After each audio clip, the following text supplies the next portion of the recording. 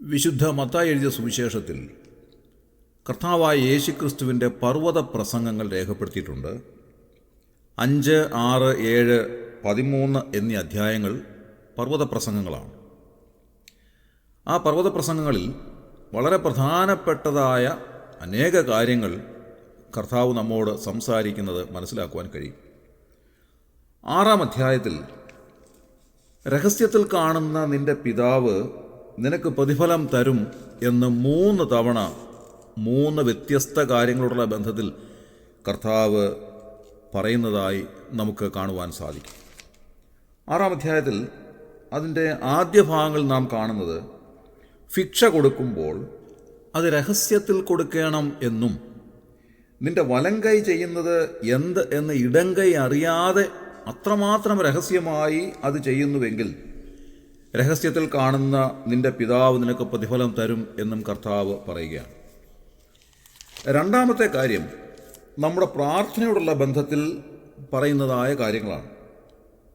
6-ാം അധ്യായം 5-ാം വാക്യം മുതൽ നാം കാണുന്നുള്ളത്, നിങ്ങൾ പ്രാർത്ഥിക്കുമ്പോൾ കപടഭക്തിക്കാരെ പോലെ ആകരുത്, എന്നാൽ നാം പ്രാർത്ഥിക്കുമ്പോൾ രഹസ്യത്തിൽ കർത്താവിൻ്റെ സന്നിധിയിൽ ചെന്ന് നാം പ്രാർത്ഥിക്കുന്നുവെങ്കിൽ രഹസ്യത്തിൽ കാണുന്ന പിതാവ് നമുക്ക് പ്രതിഫലം തരും എന്ന് നിശ്ചയമായി കർത്താവ് പറയുകയാണ്.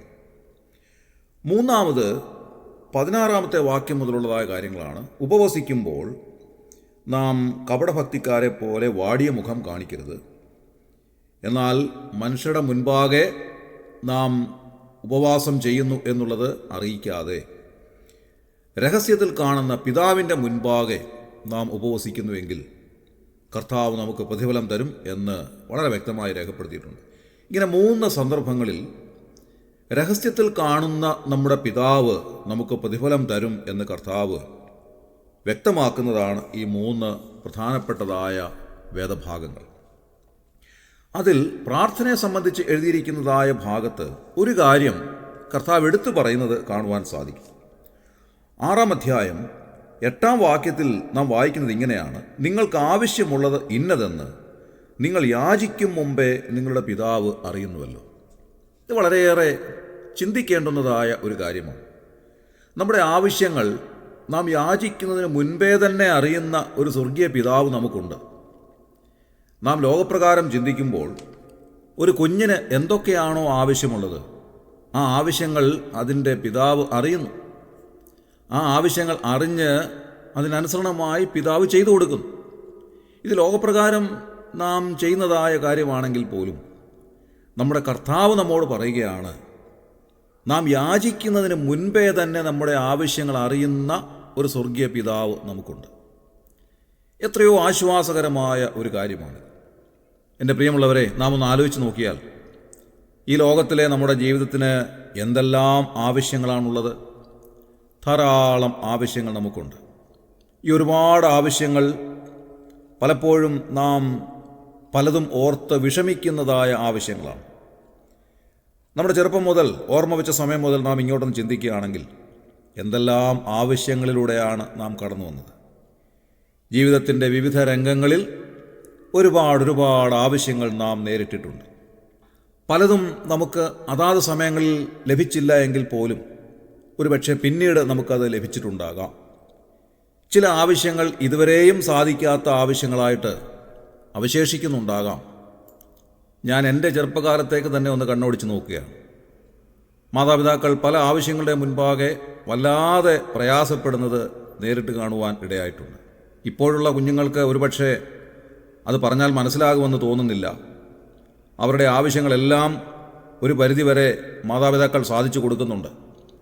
ബുദ്ധിമുട്ടറിയാതെ, അല്ലലറിയാതെ, കഷ്ടപ്പാടറിയാതെയാണ് ഇപ്പോഴുള്ള കുഞ്ഞുങ്ങൾ വളർന്നു വരുന്നത്. അവർ കണ്ടിട്ടുള്ളതായ കാര്യങ്ങൾ എന്ന് പറയുന്നത് ബുദ്ധിമുട്ടില്ലാത്ത, അല്ലലില്ലാത്ത, സന്തോഷകരമായ ഒരു ജീവിതമാണ്. സുഖസൗകര്യങ്ങളേറെ ഉള്ളതായ ജീവിത സാഹചര്യങ്ങളാണ് അവർ കണ്ടിട്ടുള്ളത്, പരിചയിച്ചിട്ടുള്ളത്. അതുകൊണ്ട് പഴയ കാലത്ത് ആവശ്യങ്ങളുടെ മുഖത്ത് മാതാപിതാക്കൾ എത്രമാത്രം ബുദ്ധിമുട്ടിയിട്ടുണ്ട് എന്നുള്ളത് അവർക്ക് പറഞ്ഞാൽ മനസ്സിലാവുകയില്ല എന്ന് ഞാൻ കരുതുകയാണ്. എന്നാൽ അങ്ങനെയുള്ളതായ ഒരു കാലമുണ്ടായിരുന്നു. മാതാപിതാക്കൾ വളരെയേറെ കഷ്ടപ്പെട്ടും ബുദ്ധിമുട്ടിയും അവരുടെ കുടുംബത്തിൻ്റെ ആവശ്യങ്ങളെ മുൻപോട്ട് നയിച്ചുകൊണ്ടിരുന്നതായ ഒരു ബുദ്ധിമുട്ടിൻ്റെ കാലഘട്ടമുണ്ടായിരുന്നു.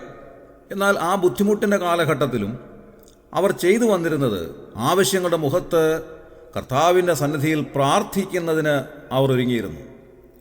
അവരുടെ ആവശ്യങ്ങൾ കർത്താവിൻ്റെ സന്നിധിയിൽ അറിയിക്കുന്നതിലാണ് അവർ സന്തോഷം കണ്ടെത്തിയിരുന്നത്. മുട്ടിന്മേൽ നിന്ന് കർത്താവിനോട് യാചിക്കുമ്പോൾ കർത്താവ് സ്വർഗീയ ഭണ്ഡാരം തുറന്ന് അവരുടെ ആവശ്യങ്ങൾ സാധിക്കുന്നത് നേരിട്ട് കാണുവാൻ അവസരം ലഭിച്ചിട്ടുണ്ട്. അതോർത്ത് ഞാൻ ദൈവത്തിന് നന്ദി പറയുകയാണ്.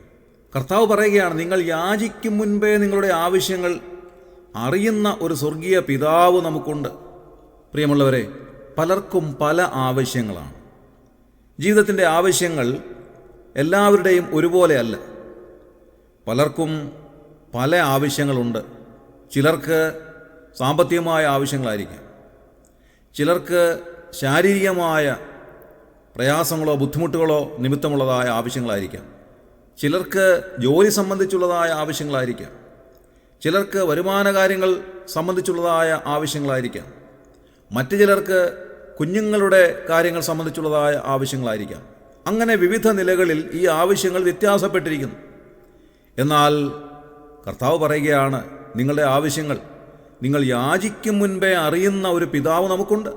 ഇന്ന് രാവിലെ ഈ ദൈവവചനം നമ്മോട് വ്യക്തമായി സംസാരിക്കുകയാണ്. നമ്മോട് പറയുകയാണ്, കുഞ്ഞെ, നിന്റെ ആവശ്യങ്ങൾ എന്ത് തന്നെ ആയിരുന്നാലും അത് നീ യാചിക്കുന്നതിന് മുൻപേ അറിയുന്ന ഒരു സ്വർഗീയ പിതാവ് നിനക്കുണ്ട്.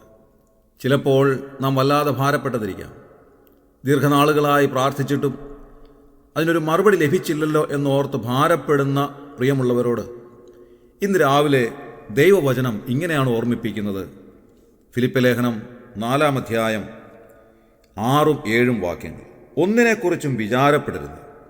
എല്ലാറ്റിലും പ്രാർത്ഥനയാലും അപേക്ഷയാലും നിങ്ങളുടെ ആവശ്യങ്ങൾ സ്തോത്രത്തോടുകൂടെ ദൈവത്തോട് അറിയിക്കുക അത്രേ വേണ്ടത്. എന്നാൽ സകല ബുദ്ധിയെയും കവിയുന്ന ദൈവസമാധാനം നിങ്ങളുടെ ഹൃദയങ്ങളെയും നിലവുകളെയും ക്രിസ്തുയേശുവിങ്കൽ കാക്കും.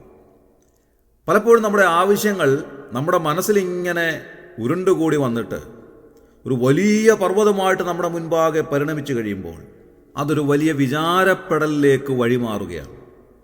പലപ്പോഴും നാം വിചാരിക്കുന്നു, ഞാൻ ഇത്ര നാൾ പ്രാർത്ഥിച്ചിട്ട് അതിനൊരു മറുപടിയില്ലല്ലോ.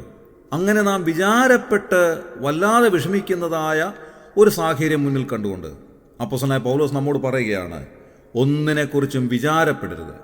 നമ്മുടെ ആവശ്യങ്ങൾ സ്തോത്രത്തോടുകൂടെ കർത്താവിനോട് അറിയിക്കുക അത്രേ വേണ്ടുന്നത്. അങ്ങനെ സ്തോത്രത്തോടുകൂടെ നാം അറിയിക്കുമ്പോൾ സകല ബുദ്ധിയെയും കവിയുന്ന ദൈവസമാധാനം കർത്താവ് നമുക്ക് നൽകുകയാണ്.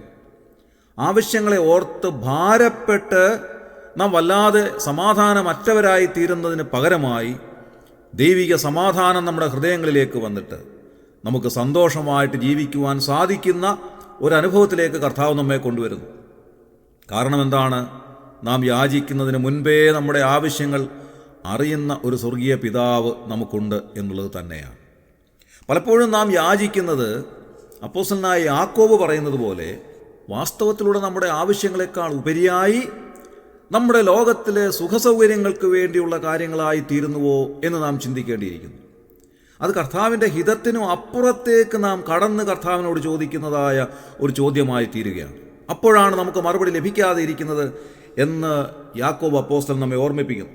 യാക്കോബിൻ്റെ ലേഖനം 4-ാം അധ്യായത്തിൽ 2 മുതലുള്ള വാക്യങ്ങൾ നാം വായിക്കുമ്പോൾ കാണാൻ സാധിക്കുന്നത് നാം വല്ലാതെ യാചിക്കുന്നത് കൊണ്ട് കിട്ടുന്നില്ല എന്നാണ്. എന്ന് പറഞ്ഞാൽ നാം കർത്താവിൻ്റെ ഹിതത്തിന് അപ്പുറത്തേക്ക് യാചിക്കുകയാണ്. എന്നാൽ കർത്താവ് നമ്മോട് പറയുന്നത് കർത്താവിൻ്റെ ഹിതത്തിനനുസരണമായി നാം യാചിക്കണം. നാം പ്രാർത്ഥനയിൽ ആവശ്യപ്പെടുന്നത് കർത്താവിൻ്റെ ഹിതത്തിനനുസരണമായിട്ടുള്ള ആവശ്യമാണോ എന്നുള്ളത് നാം ചിന്തിക്കേണ്ടിയിരിക്കുന്നു. അങ്ങനെ നാം കർത്താവിൻ്റെ ഹിതത്തിനനുസരണമായിട്ട് നമ്മുടെ ജീവിത ആവശ്യങ്ങൾ കർത്താവിനോട് യാചിക്കുമ്പോൾ കർത്താവ് തക്ക സമയത്ത് അത് നിറവേറ്റി തരുന്നു. കാരണം നാം യാചിക്കുന്നതിന് മുൻപേ നമ്മുടെ ആവശ്യങ്ങൾ അറിയുന്ന ഒരു സ്വർഗീയ പിതാവ് നമുക്കുണ്ട്. നമ്മുടെ ജീവിതത്തിൻ്റെ എല്ലാ ആവശ്യങ്ങളും കൃത്യമായി അറിയുന്ന, നമുക്കതെല്ലാം സാധ്യമാക്കി തരുവാൻ മനസ്സുള്ള ഒരു സ്വർഗീയ പിതാവാണ് സ്വർഗത്തിൽ നമുക്ക് വേണ്ടിയുള്ളത്. ഇന്ന് രാവിലെ നമുക്ക് ആ സ്വർഗീയ പിതാവിൻ്റെ അരികിലേക്ക് ചെല്ലാം. ദൈവഹിതത്തിൽ നമ്മുടെ ആവശ്യങ്ങൾ അറിയിക്കുവാൻ കർത്താവ് നമ്മെ സഹായിക്കട്ടെ. നമ്മുടെ കണ്ണുകളെ അടയ്ക്കാം, നമുക്ക് പ്രാർത്ഥിക്കാം. ക്രിസ്തുയേശുവിലൂടെ അതിവാത്സല്യമായി ഞങ്ങളെ സ്നേഹിക്കുന്ന സ്വർഗീയ പിതാവാ, നല്ല ദൈവമേ, ഞങ്ങളുടെ ആവശ്യങ്ങളെല്ലാം അറിയുന്ന സ്വർഗീയ പിതാവേ, ഇന്ന് രാവിലെ ഞങ്ങൾ അവിടുത്തെ സന്നിധിയിലേക്ക് അടുത്ത് വന്നിരിക്കുന്നു. കർത്താവേ, ഞങ്ങളുടെ ആവശ്യങ്ങൾ ഞങ്ങളെക്കാൾ ഉപരിയായിട്ട് അറിയുന്ന സ്വർഗീയ പിതാവിൻ്റെ സന്നിധിയിൽ ഞങ്ങളെ തന്നെ സമർപ്പിക്കുകയാണ്. ഇന്നത്തെ ദിവസം ജീവിക്കുവാൻ ആവശ്യമായ ദൈവകൃപ ദാനമായി നൽകി ഞങ്ങളെ സഹായിക്കണമേ. പുത്രൻ്റെ നാമത്തിൽ തിരിഹിതപ്രകാരം ചെയ്യുന്ന അപേക്ഷകൾ അവിടുന്ന് ചെയ്തു തരാം എന്നരുളി ചെയ്ത കർത്താവേ, ഇന്ന് രാവിലെ അവിടുത്തെ സന്നിധിയിൽ ഹൃദയം പകരുന്ന എല്ലാവരെയും അവിടുന്ന് സന്ദർശിക്കണമേ എന്ന് പ്രാർത്ഥിക്കുന്നു. ഞങ്ങളുടെ എല്ലാവരുടെ ആവശ്യങ്ങൾ ഒന്നൊന്നായി തിരുമുമ്പിൽ ഞങ്ങൾ സമർപ്പിക്കുകയാണ്. അതിന്മേൽ അവിടുന്ന് പ്രസാദിക്കണമേ കർത്താവേ. ഞങ്ങളെ രഹസ്യത്തിൽ കാണുന്ന സ്വർഗീയ പിതാവിൻ്റെ മുൻപിൽ ഞങ്ങളുടെ ഹൃദയം ഞങ്ങൾ പകരുകയാണ്. രഹസ്യത്തിൽ കാണുന്ന നിന്റെ പിതാവ് നിനക്ക് പ്രതിഫലം നൽകും എന്നരുളി ചെയ്തതിനനുസരണമായി ഇന്നത്തെ ദിവസം കർത്താവേ, അവിടുന്ന് ഞങ്ങൾക്ക് നൽകുന്നതായ പ്രാർത്ഥനയുടെ മറുപടി കണ്ട് സന്തോഷിപ്പാൻ, ഞങ്ങൾക്ക് നൽകുന്നതായ പ്രതിഫലം കണ്ട് സന്തോഷിപ്പാൻ ഇന്നത്തെ ദിവസം ഞങ്ങളെ അനുവദിക്കണമേ എന്ന് ഞങ്ങൾ അപേക്ഷിക്കുന്നു. ഈ ശുശ്രൂഷയെ സംബന്ധിച്ച് എല്ലാവരെയും ഒന്ന് അനുഗ്രഹിച്ചാട്ടെ, അവരുടെ പ്രാർത്ഥനയ്ക്ക് മറുപടി നൽകിയാട്ടെ. അവിടുന്ന് അങ്ങനെ ചെയ്തതിനായി ഞങ്ങൾ നന്ദി പറയുന്നു. ഞങ്ങളുടെ പ്രാർത്ഥന കേട്ടിരിക്കയാൽ സ്തോത്രം. ഞങ്ങളുടെ കർത്താവിൻ്റെ രക്ഷിതാവുമായ യേശു ക്രിസ്തുവിൻ്റെ ധന്യമായ നാമത്തിൽ തന്നെ ആമേൻ.